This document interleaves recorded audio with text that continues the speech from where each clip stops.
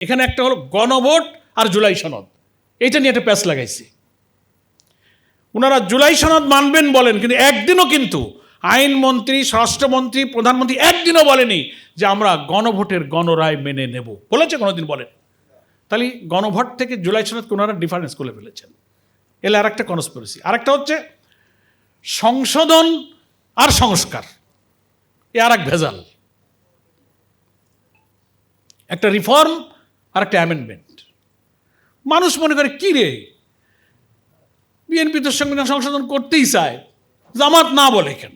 একটা কমিটি বানাইছে, বিশেষ কমিটি যোগ দিলেই তো হয়। What is difference between reform and amendment? এটাও তো জনগণ একটু বোঝা লাগবে কিনা বলেন।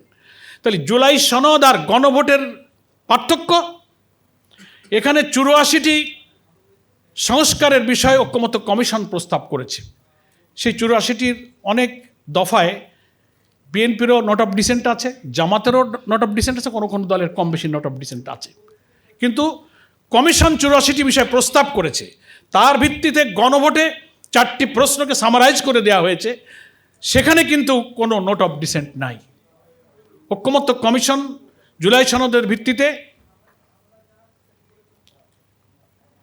এবং গণভোটে যে অর্ডিন্যান্সটা জারি হয়েছে 25শে নভেম্বর 2025, আর প্রেসিডেন্সিয়াল অর্ডার যেটা হয়েছে সংবিধান আদেশের সংস্কার আদেশ, সেটা হচ্ছে 13 নভেম্বর 2025। একটা হলো অর্ডার, একটা হলো অর্ডিন্যান্স। সেখানে সব ব্যাখ্যা করা আছে। এবং যে গেজেটটা প্রকাশিত হয়েছিল 13 নভেম্বর 2025, এইখানে গণভোটে আমরা যে হা ভোট দিয়েছি না, 4টে প্রশ্ন এখানে এই গেজেটের মধ্যে উল্লেখ আছে। ওখানে কিন্তু জুলাই সনদের সব সংস্কারের প্রস্তাবকে একেবারে সারবস্তু করে এই পয়েন্ট আপনি হা থাকলে হা ভোট দেবেন। তাহলে জুলাই সনদের এই বইতে নোট অফ ডিসেন্ট আছে, কিন্তু গণভোটের ব্যালটে কোনো নোট অফ ডিসেন্ট নাই। রহস্যটা বুঝেছেন কিনা? গণভোট যদি মানা হয়, তাহলে বিএনপি যে 14 থেকে 15টা সাংবিধানিক পরিবর্তনের ব্যাপারে ভিন্ন মত দিয়েছে, নোট অফ ডিসেন্ট দিয়েছে, ওইগুলো আর তারা কার্যকরী করতে পারবে না। সেই 12-14টা পয়েন্টই হচ্ছে সংবিধানের এমন মৌলিক বিষয়, প্রধানমন্ত্রী, প্রাইম মিনিস্টার ছাড়া আর পার্টির চিফ থাকতে পারবেন না। আপার হাউজের ব্যাপারে প্রপোর্শনাল রিপ্রেজেন্টেশন পদ্ধতি, সমস্ত সাংবিধানিক পদ, কনস্টিটিউশনাল পোস্টগুলোকে প্রধানমন্ত্রী আর রাষ্ট্রপতির ইচ্ছায় পূরণ করা যাবে না। সেখানে ট্রেজারি বেঞ্চ, অপোজিশন বেঞ্চ, আলাদা সার্চ কমিটি করে নিরপেক্ষভাবে আমাদের জুলাই অভ্যুত্থানের সন্তানদের যে দাবি, উই ওয়ান্ট জাস্টিস, কোটা নয় মেধা, ছাত্রলীগ বা যে কোনো সরকারি ক্ষমতাসীন দলের লোকদেরকে দেখে পিএসসির ক্যাডার সার্ভিসে ঢুকাবেন। এখান থেকে বেরিয়ে আসতে গিয়েই তো এক দফার আন্দোলনের জন্ম হয়েছিল। কথাটা আমি বুঝাতে পারছি কিনা? গুরুত্বপূর্ণ এই সব জায়গাতে বিএনপি নোট অফ ডিসেন্ট দিয়ে বলেছে তারা চায় anti corruption commission, public service commission, attorney auditor general, controller general, তারপরে আপিলের ডিভিশনের জাস্টিস, চিফ জাস্টিস, কেয়ারটেকার গভর্নমেন্টের যে সিস্টেম, এর মৌলিক জায়গাগুলোতে বিএনপি নোট অফ ডিসেন্ট দিয়েছে। এর রহস্য তো জনগণ জানে না। তো এই জুলাই সনদ ওনাদের ভাষায় অক্ষরে অক্ষরে মানার অর্থ হলো ওই ভিন্ন মত বাদ দিয়ে যা থাকবে তাই ওনারা মানবেন। তো ভিন্ন মত বাদ দিলে যা থাকে সেটা একেবারে ইম্যাটেরিয়াল, এটা দিয়ে দেশের রাষ্ট্র কাঠামোর কোনো গুণগত পরিবর্তন হবে না। কথা বুঝেছেন? কিন্তু গণভোটের রায় মানলে কিন্তু ওই সব সহ মানতে হবে, কারণ এখানে নোট অফ ডিসেন্ট আছে, কিন্তু গণভোটে ব্যালটে উইদাউট নোট অফ ডিসেন্ট প্রায় 70% মানুষ, 5 কোটি মানুষ হাতে ভোট দিয়ে বলেছে যে আমরা ওই 84টা সংস্কারের ব্যাপারে একমত হয়ে গেলাম। That is the difference between গণভোট অ্যান্ড রিফারেন্ডাম অ্যান্ড কি বলে এই জুলাই চার্টার। জুলাই এখন আলাদা হয়ে গেল, ওনারা আলাদা করে ফেলেছেন। এই জন্য একদিনও মুখ দিয়ে বলে নাই যে আমরা গণভোট মানবো, জুলাই সনদ মানবো, তা বলে। মানুষ তো বুঝতে পারে না, রহস্য একটা। আর হচ্ছে সংস্কার আর সংশোধন, তো আপনারা বোঝেন, সবাই এখানে লয়ার। সংশোধনটা হচ্ছে কারেকশন, অ্যামেন্ডমেন্ট। একটা বাক্য, একটা শব্দ, একটা প্যারা, একটা অধ্যায়ে আপনি কিছু ছোটোখাটো কারেকশন করে দেবেন। কিন্তু সংস্কার, রিফর্ম, সংবিধানের চেতনা, দৃষ্টিভঙ্গি, স্ট্রাকচার, পুরা কাঠামোকে চেঞ্জ করে ফ্যাসিবাদী যুগের কর্তৃত্ববাদী শাসনের, দলীয় কারণে লুটপাটের সমস্ত কাঠামোর মানে আমূল শিকড়কেই চেঞ্জ করতে গেলে একটা ফিলোসফিগত, স্ট্রাকচারগত, বৈশিষ্ট্যগত একটা চেঞ্জ জানতে হবে। That is called reform. এই জন্য ওখানে ওনাদের ভয়। এই রিফর্ম যদি হয়ে যায় তাহলে কর্তৃত্ববাদী হতে পারবো না, একদলীয় শাসন করতে পারবো না। ওই জন্য প্রধানমন্ত্রী হেড অফ দ্য গভর্নমেন্টও থাকবেন, আবার হেড অফ দ্য পার্টিও থাকবেন। তাহলে ঐক্যমত্য কমিশনে আমরা তো সেই প্রস্তাব মেনে নিয়েছি। আর অনেক গুরুত্বপূর্ণ, সময় নেই, এই কারণে ওনারা জুলাই সনদ মানার কথা বলেন। তার মধ্যে রহস্য হলো ওই 12-14টা চেঞ্জ ভিন্ন মত, কিন্তু গণভোট মানতে চান না, কারণ ওখানে কোনো ভিন্ন মত নাই, যেহেতু ওটা 70% লোক হাতে ভোট দিয়ে ফেলেছে ওখানে। এবং শিশির ভাই বলেছেন, আজকের প্রবন্ধকার বেলায়েত ভাই চমৎকারভাবে বলেছেন যে ট্রানজিশন পিরিয়ডে একটা গণ অভ্যুত্থানজনিত কোনো আপৎকালীন সময় যখন পার্লামেন্ট থাকে না, সরকার থাকে না, একটা ট্রানজিশন পিরিয়ডে একটা অথরিটি তৈরি হয় জনগণের অভ্যুত্থানের মধ্য দিয়ে। তার ভিত্তিতে এই রাষ্ট্রপতি যে অর্ডারটা দিয়েছেন, যেটা প্রেসিডেন্সিয়াল একটা অর্ডার, অর্ডিন্যান্স না, আদেশের মর্যাদা। এখানে আমাদের আজকে প্রবন্ধকার পরিষ্কার বলেছেন যে সংবিধানের আপনার মোস্ট প্রবাবলি 155 আর্টিকেলে বোধ হয় 105, যেখানে বলা হয়েছে যে অর্ডারটাও আইন। 152 আর্টিকেল 152-তে বলা হচ্ছে যে প্রেসিডেন্সি অর্ডারটা যেটা এসছে 13ই নভেম্বর, এটা একটা আইন।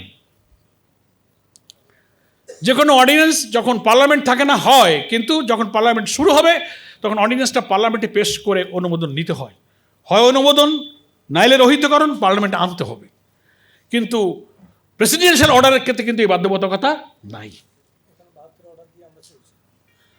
আর শিশির ভাই তো হিস্ট্রি বলেছেন, স্বাধীনতার যুদ্ধের কোন কোন সময় থেকে কীভাবে অর্ডার হলো, আমি ওইদিকে আর গেলাম না। এর সাথে যে কথাগুলো যুক্ত করলাম যে এইগুলো কি আমাদের সর্বমন্ত্রী বোঝেন না? আর উনি কি করে বলেন যে আমরা গণভোট মানি না, এটা সংবিধানে নাই, জুলাই জাতীয় সনদের যে আপনার যে প্রেসিডেন্সিয়াল অর্ডার, এটা দেওয়ার রাষ্ট্রপতির কোনো এখতিয়ার নাই, শপথের কোনো বিধান নাই। হ্যাঁ, তো যখন লোকেরা কাউন্টার কথা বলে, তো আপনারা যে নির্বাচনটা করেছেন সেটা তো একই আদেশের ভিত্তিতে নির্বাচন। আমাদের বিরোধী দলীয় নেতা ডক্টর শফিকুর রহমান উদাহরণ দিয়ে বলেন যে একই তরকারি খাবেন, ঝোলটা খাবেন না গোস্তটা খাবেন। 13ই নভেম্বরের প্রেসিডেন্সিয়াল অর্ডারে, আমি গেজেটের 2টা সেন্টেন্স পড়ে শোনাই। এই যে সালাউদ্দিন সাহেব বলেন যে আমরা সংবিধানের আর্টিকেল 65-এর অধীনে নির্বাচন করেছি, এটা আমাদের কি বলে এই প্রেসিডেন্সিয়াল অর্ডারের সাথে এই নির্বাচনের কোনো সম্পর্ক নাই, এটা বোঝাতে চান। আপনি দেখেন গেজেটের এক জায়গায় বলা আছে কোন পাওয়ারে এই আদেশটা জারি হলো। যেহেতু 2024 সালে জুলাই আগস্টে সংগঠিত ছাত্র জনতার সফল গণ অভ্যুত্থানের মাধ্যমে প্রকাশিত জনগণের সার্বভৌম ক্ষমতা ও অভিপ্রায়ের ভিত্তিতে, ওই যে আর্টিকেল 7-এ উইল অফ দ্য পিপল, আপনারা লয়ার সবাই জানেন, will of the people is sovereign. গেজেটে বলা হচ্ছে সেই জনগণের সার্বভৌম ক্ষমতা অভিপ্রায়ের ভিত্তিতে এবং অন্তর্বর্তীকালীন সরকারের পরামর্শক্রমে রাষ্ট্রপতি আদেশ জারি করেছেন। কথা পরিষ্কার। আরেকটা জায়গায় বলা হচ্ছে এই গেজেটে নির্বাচনের প্রসঙ্গে 2 জায়গায় বলা হয়েছে সংসদ নির্বাচন অর্থ এই আদেশ জারির অব্যবহিত পরে অনুষ্ঠিত যে সাধারণ নির্বাচন, সেটাই হচ্ছে সংসদ নির্বাচন। তাহলে এই আদেশের ভিত্তিতেই যে নির্বাচন, সেই নির্বাচনে সালাউদ্দিন সাহেব কিন্তু এখন মন্ত্রী হয়েছে। তাহলে এই আদেশ যদি অবৈধ হয়, তাহলে আপনার মন্ত্রিত্ব অবৈধ। পারলে আপনি কোর্টে চ্যালেঞ্জ করেন, পার্লামেন্টে আপনি ব্যাখ্যা দেন। আর তা না হলে আপনাকে দাঁড়িয়ে বলতে হবে যে না, 12ই ফেব্রুয়ারির রেফারেন্ডামে আমরা নাতে ভোট দিয়েছি, হাতে ভোট দিইনি। তাও তো বলেন না। স্বচ্ছ থাকলে বলেন, অথচ আপনারা বিফোর ইলেকশন ক্যাম্পেইন করেছেন যে হাতে ভোট দেন। প্রথমে বলতেই চান, শেষের দিকে নিরুপায় হয়ে বলেছে। উত্তরবঙ্গে গেল সাঈদের কবর জিয়ারত করতে, লোকেরা সমালোচনা কি, সবাই তো হার বলে, বিএনপি তো হার পক্ষে বলে না। একবার গিয়ে প্রধানমন্ত্রী বলেন যে হ্যাঁ আপনারা, এই তখন প্রধানমন্ত্রী না, বিএনপির চেয়ারম্যান, বলে হাতে ভোট দেন। তাহলে হাতে ভোট দিলে তো উইদাউট নট অফ ডিসেন্ট ওই ব্যালটে 84টি সংস্কার আপনি মেনে নিয়েছেন। এখন বলে এটা মানি না। এইটা না মানলে প্রধানমন্ত্রী নাই, এই অর্ডার 13ই নভেম্বরের অর্ডার না মানলে আপনি স্বরাষ্ট্রমন্ত্রী নাই, আইনমন্ত্রী নাই, পার্লামেন্ট নাই, কিচ্ছু নাই। আপনি যে পার্লামেন্টে লাল বই দেখায় বলেন, কোন পাওয়ারে বলেন? সেই পাওয়ারের ভিত্তি হচ্ছে 13ই নভেম্বরের প্রেসিডেন্সিয়াল অর্ডার। এটা তো ব্যাখ্যা দেন না। সেজন্য এই আদেশ বৈধ, এই আইন বৈধ। এবং যে ইলেকশন হয়েছে, যদি বাংলাদেশের বিদ্যমান সংবিধান অনুযায়ী ওনারা বলেন যে আমরা সেইভাবে সেই ইলেকশন হলে সংবিধান অনুযায়ী হলে তো 24-এর পরে 5 বছর গেলে 29 সালে হইতে হতো, অ্যাকর্ডিং টু আওয়ার কনস্টিটিউশন, বিদ্যমান সংবিধান। আর 26 ফেব্রুয়ারি ইলেকশনটা হয়েছে এই অর্ডারের ভিত্তিতে, বেসড অন দিস অর্ডার, 12 ফেব্রুয়ারি 26 সালে। এখন এই আদেশ জারির অব্যবহিত পর অনুষ্ঠিতব্য জাতীয় সংসদ নির্বাচনের দিন এই আদেশ অনুসারে গণভোটও হইবে। একই দিনে 2 ভোট, এই দুইটাই কিন্তু একটা অর্ডারের ভিত্তিতে হয়েছে। আমার ভাইরা আইনজীবী, আপনারা সবাই পরিষ্কার বুঝতে পারছেন। তাহলে 2টা কনফিউশন ওনারা তৈরি করছেন, একটা হচ্ছে সংশোধন আর একটা সংস্কার, আর একটা গণভোট আর একটা জাতীয় সনদ। এই 2 জোড়া শব্দের মধ্যে মারপ্যাচ লাগাইছে। এখন এই যে বেলায়েত ভাইয়ের প্রবন্ধের শিরোনামে বলা আছে যে আইনজীবীদের করণীয়ই হলো 2টা। আমি মনে করি একটা সংকট, বিএনপি সংবিধান সংস্কার পরিষদের শপথ নিল না, অধিবেশন ডাকলো না, ফলাফল ঘোষণার 30 দিনের মধ্যে অধিবেশন ডাকার কথা সংস্কার পরিষদের, ডাকেননি। তাহলে এর লিগ্যাল পজিশনটা কি দাঁড়ালো? আপনি শপথ নিলেন না, কি দাঁড়ালো? আপনি আইন লঙ্ঘন করেছেন, এটা আদেশকে আপনি লঙ্ঘন করেছেন। আইনজীবীদের করণীয় হলো তার লিগ্যাল পজিশনটা ব্যাখ্যা দেওয়া। তারপরে আবার আমরা যারা জুলাই সনদে দক্ষিণ প্লাজায় সই করেছিলাম, যে অঙ্গীকারটা করেছিলাম, বিএনপির 2 জন ছিল, আমরা জামাতের সব দলে 2 জন ছিল। ওখানে 10-12টা অঙ্গীকারে একটা অঙ্গীকারে আছে এই জুলাই সনদ আদেশ এবং এই সমস্ত ব্যাপারে কেউ কোর্টে কোনো বিষয়কে চ্যালেঞ্জ করতে পারবে না। দুঃখজনকভাবে কৌশলে বিএনপি অন্য একটা পার্টিকে দিয়ে এই জুলাই সনদের এগেনস্টে নানান গণভোট টোটে এইসব ইস্যুতে একটা রিট পিটিশন করে রেখে দিছে। আবার উনি বলেন না এটা আমরা করিনি, কারাই জানে, ঘোড়ার ডিম, আওয়ামী লীগের ঘোড়ার ডিম স্বার্থ আছে এমনি রিট করতে যাবে। এসব কয় না, ওই যে গ্রামে গঞ্জে মানুষ জিন আসর করে, তো জিন থাকে নারকেল গাছের উপরে, আর যারে আসর করে সে বারান্দা বসে মুখ দিয়ে ফেনা উঠে যায়। কি হয়েছে, জিন কোথায়? ও নারকেল গাছের থেকে আসর করছে। তাই রিট যে করাইছে বিএনপি ওই নারকেল গাছ থেকে আসর করছে, আর রিট তার অধীনে জিনে ধরার কারণে ওনারা বলে বিরোধী দলকে ভূতে ধরেছে, আমরা বলি সরকারকে ভূতে ধরেছে। কথাটা বুঝে আসছে আপনাদের? আমি আমার ভাইদের কাছে পরিষ্কার করতে চাই যে তাহলে ট্রানজিশন পিরিয়ডে যে আদেশ, এটা একটা আইনের মর্যাদা, এর ভিত্তিতে আপনি সংসদ নির্বাচন করেছেন, গণভোট করেছেন, একটা মানবেন আর একটা মানবেন না। একই গর্ভে 2টো সন্তানের জন্ম হয়েছে, একটা সন্তানকে অস্বীকার করেন, আর একটা সন্তানকে আপনি বৈধ আর একটা অবৈধ বলেন। এটা কি? ওনারা বলে বিরোধী দল মুনাফেকি করতেছে, জামাত মুনাফেকি। তা কথা দিয়ে কথা না রাখা, অঙ্গীকার করে ভঙ্গ করে, এটা কি আপনি ইমানদারি বলবেন? আমরা মুনাফেকি কঠিন শব্দটা কইলাম না, এটা কি ইমানদারি? সেজন্য আজকের এই আইনজীবী ঐক্য পরিষদের সেমিনারের আয়োজন করাতে আমি ধন্যবাদ জানাই। এবং আমার 2টো কথা বলে আমি শেষ করব, যে সংকট আমি দেখছি এখন বিএনপি ভয় পাচ্ছে যে জুলাই সনদ যদি আমি বাস্তবায়ন করি উইদাউট নট অফ ডিসেন্ট, গণভোটের যে রায় হুবহু যদি ওনারা মানেন, কর্তৃত্ববাদী শাসন, আওয়ামী ফ্যাসিবাদী কায়দায় দলীয়করণ, প্রশাসনের সব জায়গায় আমার লোক ছাড়া, এক্ষুনি তো সনদ লাগবে না, এক্ষুনি কাণ্ড কারখানা দেখতেছেন না? জেলা পরিষদ, কর্পোরেশন, পৌরসভা, বিশ্ববিদ্যালয়, নানান উন্নয়ন অথরিটিতে সব নিয়োগ, বলে সবার আগে বাংলাদেশ। এখন দেখি সবার আগে বিএনপি।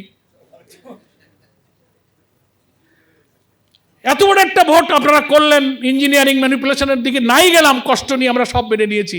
তো এসব জায়গায় যখন আপনি পলিটিক্যাল অ্যাপয়েন্টমেন্ট দিলেন, তা বিএনপি ছাড়া কি আর একটা লোক অন্য দলের পাইলেন না? দিয়ে বুঝাতে পারতেন যে বাবা আমরা 10টা দিচ্ছি, তোমার একটা দিচ্ছি। এই নাকি সবার আগে বাংলাদেশ? সব জায়গাতে হাট কমিটি, বাজার কমিটি, স্কিল কমিটি, বার কমিটি, এই সেই সব জায়গায় ওনারা আবার স্লোগানে আছে সবার আগে বাংলাদেশ। সেই জন্য জুলাই সনদ অক্ষরে অক্ষরে মানার অর্থ হলো এই সনদের ভিত্তিতে যে গণভোটের ব্যালটটাই তৈরি হয়েছে 4টি প্রশ্নে, আপনারা আমি মনে করি প্রধানমন্ত্রীও হাতে ভোট দিয়েছেন, সর্বমন্ত্রীও হাতে ভোট দিয়েছেন, আইনমন্ত্রীও হাতে ভোট দিয়েছেন। দয়া করে ওই হা ভোট কার্যকর করে ওর ভিত্তিতে সংবিধান সংস্কার পরিষদের অধিবেশন ডাকুন। 2টা অধিবেশন পার্লামেন্টে চলছে, আর একটা অধিবেশন সামনে আসে। 180 দিন যদি চলে যায় প্রথম অধিবেশনের সময় থেকে, এই প্রেসিডেন্সিয়াল অর্ডার তারও একটা আইনি বাধ্যবাধকতা আছে। তাহলে কি পজিশনটা দাঁড়াবে? এই জন্য আইনজীবীদের করণীয়, এই আইন ভঙ্গ করলে, যে সরকার ভঙ্গ করে, যে পার্লামেন্ট ভঙ্গ করে, শুধু কি মেজরিটির ক্ষমতা দিয়েই তারা থাকতে পারে কি পারে না? আমি মনে করি আইন আদালতে আপনার এই লড়াইটা, আমরা যেমন সংসদে লড়াই করছি, রাজপথে লড়াই করছি, আপনার আইনি অঙ্গনে আপনারা লড়াইটা চালিয়ে যান। আপনার লড়াইটা চালিয়ে, এটা আপনাদের করণীয়। সেজন্য আমরা বিএনপির 31 দফার যে কয়েক বছর ধরে প্রচার করে বেড়াইছে না, তার 1 নম্বর দেখবেন, ওয়েবসাইটে সার্চ দেন, আমার কাছে কপি আছে। প্রথম দফা হচ্ছে, আমরা ক্ষমতায় গেলে সংবিধান সংস্কারের জন্য একটি কমিশন গঠন করব। পড়ে দেখেন, প্রথম দফা। এখন বলে না সংস্কার হবে না, সংশোধন হবে। তো এটা দ্বিচারিতা হলো না? এটা কি ইমানদারি হলো? 31 দফায় বললেন সংস্কার করবেন, ক্ষমতায় গিয়ে বললেন যে না এটা সংশোধন হবে। আর এখন আমাদের বলে ভাই কমিটি যখন একটা হয়েছে তোমরা ওখানে লোক দাও। ওরা 12 জন দিছে আর 5 জন চায় আমাদের কাছে, আমাদের মানে বিরোধী দলের কাছে। আমির জামাত অর্থাৎ লিডার অপোজিশন পরিষ্কার করে বলেছেন, শুধু কমিটিতে লোক দেওয়া নয়, কনসেপচুয়ালি আমরা এই সংশোধনের চেতনার ধারণার আমরা বিরোধী, আমরা এটা প্রত্যাখ্যান করলাম। কমিটিতে লোক দেওয়া তো কোনো সমস্যা না, এবং আমি যদি এই কমিটিতে লোক দেই এবং ঢুকি, তাহলে আইনি প্রবলেমটা কি? তাহলে জুলাই সনদ এবং প্রেসিডেন্সিয়াল অর্ডারকে ইগনোর করা হয়। কারণ জুলাই সনদ বাস্তবায়নের জন্য তো রাষ্ট্রপতির আদেশে একটা আইনি কাঠামো তৈরি হয়ে গেছে, একটা ফ্রেম তৈরি হয়েছে। সেই ফ্রেম হলো আপনি সংবিধান সংস্কার পরিষদের অধিবেশন ডাকবেন, শপথ নেবেন, 180 দিনের মধ্যে সেটা কার্যকর করবেন। That is the legal frame for July charter. আপনি সেই ফ্রেমকে, সেই চার্টারকে বাইপাস করে আপনি এখন কি করতেছেন? সংবিধান সংশোধনের কমিটি করতেছেন। আর আপনারা যারা বিজ্ঞ আইনজীবী বুঝে শুনে যদি বলেন না তোমরা ওইখানে যাও, তার অর্থ হলো যে ওনারা যেমন দ্বিচারিতা করলেন, আমাদেরও জনগণ 70% লোক রেফারেন্ডামে ম্যান্ডেট দিয়ে যে আস্থা রেখেছে, আমরাও সেই আস্থার সাথে বিশ্বাসঘাতকতা করলাম। যে তোমাদেরকে তো পাওয়ার দিয়েছিলাম, তোমরা তো সেই সংস্কার পরিষদের অধিবেশন ডাকলে না, তোমরাও সেই কমিটিতে গেলে। তো কমিটিতে যাওয়ার অর্থ হলো সরকারের এই ছল চাতুরিকে অ্যাকসেপ্ট করা। আমি কথাটা কি বুঝাতে পেরেছি? এই কারণে আমরা বলেছি যে ঠিক আছে, আপনারা প্রথম 30 দিনে পরিষদের অধিবেশন ডাকেননি, শপথ নেননি, ভুল হয়ে গেছে, তা আসেন সংসদে আলোচনা করেন। আমাদের আমির জামাত বলেছেন, লিডার অফ দি অপোজিশন, যে ঠিক আছে আমরা তাহলে সংবিধান সংস্কার পরিষদ তো ট্রেন ছেড়ে চলে গেছে, ট্রেন ছেড়ে চলে গেছে, এখন আর হচ্ছে না, তো সংসদে আসেন, আলোচনা করে কমিটিটা আপনি বলেন যে না আমরা সংশোধন না সংস্কারের জন্যই কি করা যায়, আমরা তো ট্রেন মিস করছি, ট্রেন আর অন্য স্টেশন থেকে ধরা যায় কিনা, পার্লামেন্টে এই উদ্দেশ্যে একটা কমিটি করেন, then leader of the opposition will decide. কিন্তু আপনি তো সেদিকে যাচ্ছেন না, সেই জন্য সময় আছে। আপনি যদি এটা না মানেন, সরকারি দল না মানেন, তা আমরা দেখতে পাচ্ছি জুলাই সনদ বা গণভোটের রায় বাস্তবায়ন না করলে জাতি নিশ্চিত একটা সংঘাতের দিকে চলে যাবে। আমরা চাই সাংবিধানিক রাজনৈতিক সব বিতর্ক পার্লামেন্টে হোক, কিন্তু সেই পার্লামেন্টের বিতর্ক যদি আপনি রাজপথে ঠেলে দেন, তো আমাদেরও আর কোনো পথ থাকবে না। We have no alternative way. আমাদেরকে 70% ভোটার যেখানে থাকবে সেই রাজপথে আমাদেরকে চলে যেতে হবে। সকলকে ধন্যবাদ। আল্লাহ হাফেজ। বাংলাদেশ জিন্দাবাদ। অনেক ধন্যবাদ। এটা সেমিনারে আমরা কোনো সংবাদ সম্মেলন করছি না।